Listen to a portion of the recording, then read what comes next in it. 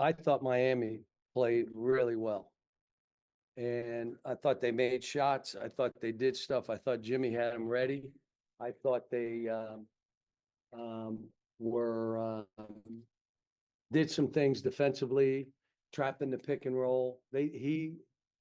We just happened to make the last shot, or they win the game. And for my team to play like we played in the first half, how about the breakaway layup, dribble it into the fourth row? I mean, we had stuff like that happen. How about not rebounding to get a tip in? How about not playing the three-point shooter? All of a sudden, I'm happy we're only down 8. Could have been down 20. But for us to come back and grind it a little bit and play the way we had to play to win, because I told them we're winning this game. I told them halftime. I told them every time out. And if you're not in here to win the game, sit on the bench. And that means you're making easy plays. You're not going nuts. We're doing this together. It's the only way we can win. And all I told myself throughout the game, even down 8, 10, whatever we were down, some of the time I didn't even look at the clock. We're going to have fun. It's my first year trying to establish a culture, a new team, young kids. I'm going to have fun. And I was having fun throughout the whole game. There was never, we lost. Next. We won, we go home, we're a little happier. I got to see Bam at the shoot around. I got to see John Wall after the game, Miss Marilyn, Bam's mom, and Kevin. I got to see all these people. Come on. Billy Bano came in town, part of my staff when I was at UMass. So now all the UMass players were texting us. I mean, it was a good day with all that stuff, and I was going to have fun. Anthony. Yeah, just to get started, obviously Boogie scores your last 7 points. You're no stranger to having, high quality freshmen. Just what makes him special enough to take a game like that? Can I say one thing first? One of our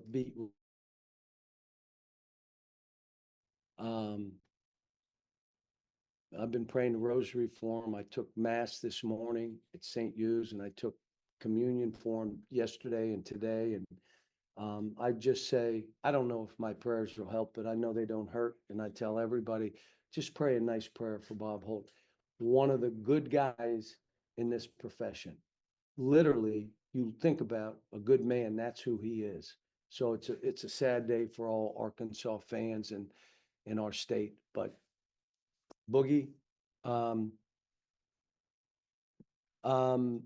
watching how we were playing in the first half, I just told him, I'm going to have to put the ball in your hands and you're going to have to make plays because he's capable of doing it. But I'm going to tell you who else played really well off of Boogie was DJ.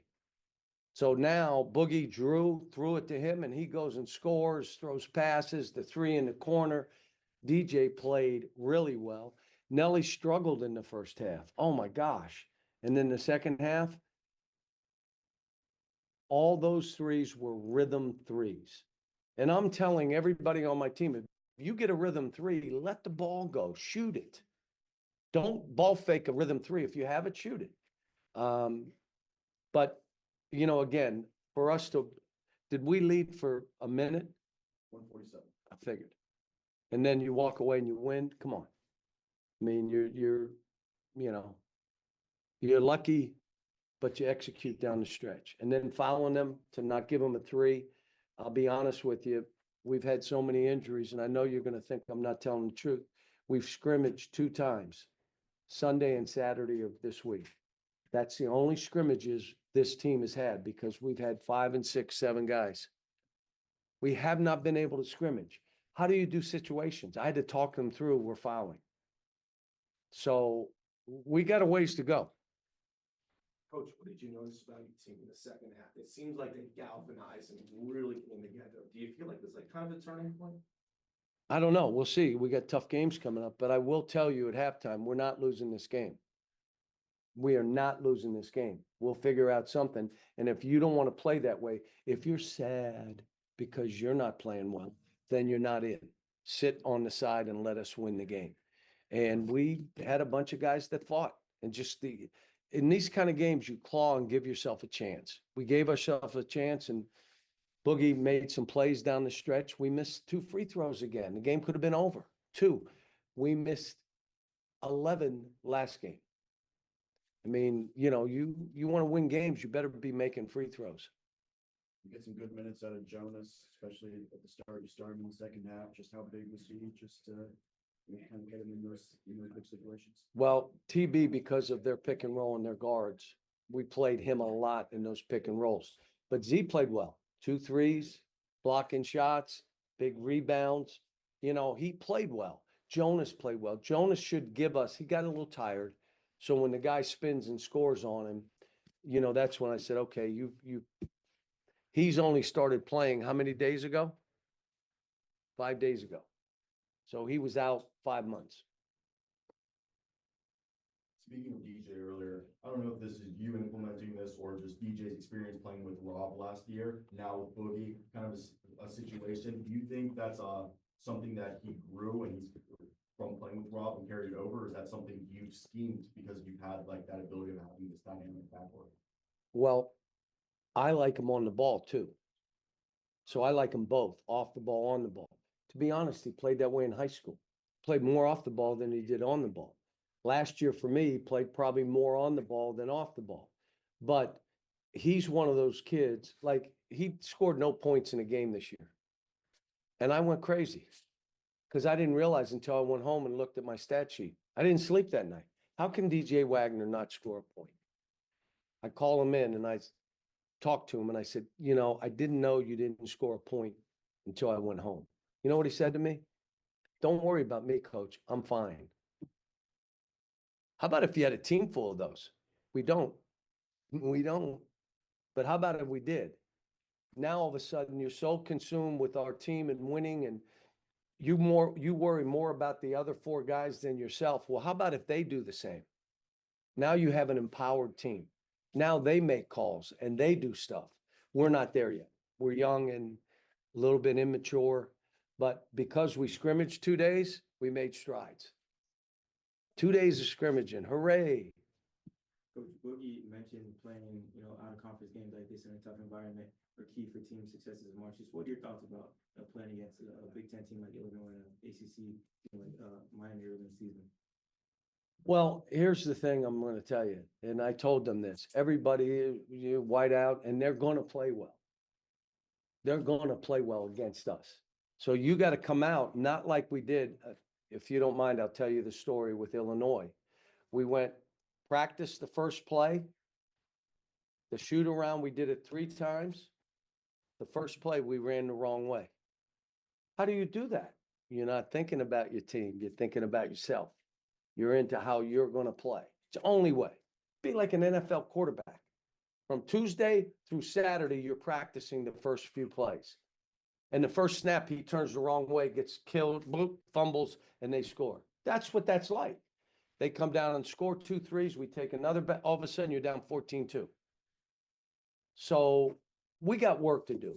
But I'm going to say it again. I like the team, and I'm telling everybody, and I'm telling the fans in Arkansas, I'm going to have fun.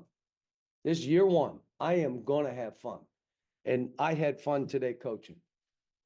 What's it like to have a guy like Abdu Thero, who I know the shot wasn't falling, but he kept going to the rim with authority? And what is it like to have an athlete like that who can go off either foot and just finish a dunk from? I played him too many minutes today, so he missed some layups that he normally make.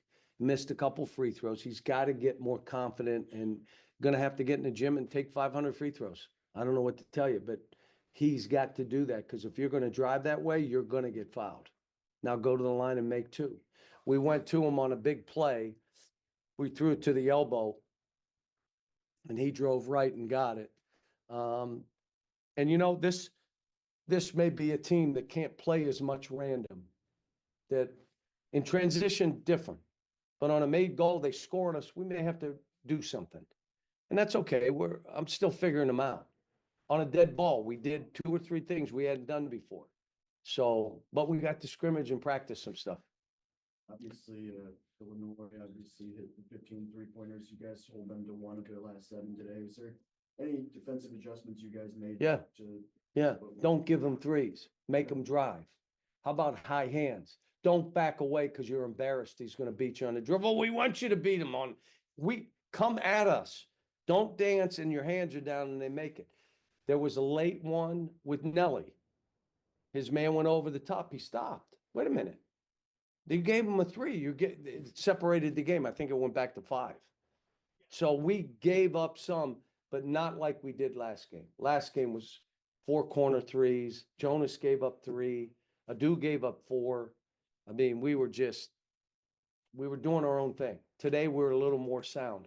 But even when you're sound, if a team's willing to take 33s, there's a chance they can make 15. There's also a chance they can make 4, and then they lose. Then, I believe there was a little bit of an injury concern with Savonimir. Is that something that you're concerned about? He got injured in the scrimmage. I didn't think he was going to play today. I was so mad because the scrimmage had to stop. And I said, his ankle better be swelled. And it was. I tell him, we'll go to the training room. If it is not swelled, you get your butt back out here. You're practicing. We have scrimmage. He turned an ankle, and I didn't think he was going to play today. I begged him for 10 minutes. Please, just give us 10 minutes if we need you. I said, all right, I will. And then sharing the sideline with a coach like Jim Larinaga, who's been in the game for a long time, and what were the conversations, if you had any after just your experience coaching? I felt bad for him because he and I are friends. I hate playing friends because if they beat me, I hate it. And if I beat them, I hate it, just not as long. How important is it to have a winning player like Nelly? You said the shot wasn't falling in the first half, but he's hustling for loose balls. He's making an impact on defense, keeping his hips in front of his man. How important is it to have a guy like that, and then he gets hot? And he's got to get, we got to put the ball in his hands in different places. And because we got to get him going because he's more than he's been playing, but that's fine. He's trying to figure it out. I'm trying to figure out him. But like I said, today I was going to have fun. You know what I thought of today? I thought of each guy and how much I love each guy, from DJ Boogie all the way down to like my whole thought was their face. I love him. I love him. I just want to be in that frame of mind. I love these kids.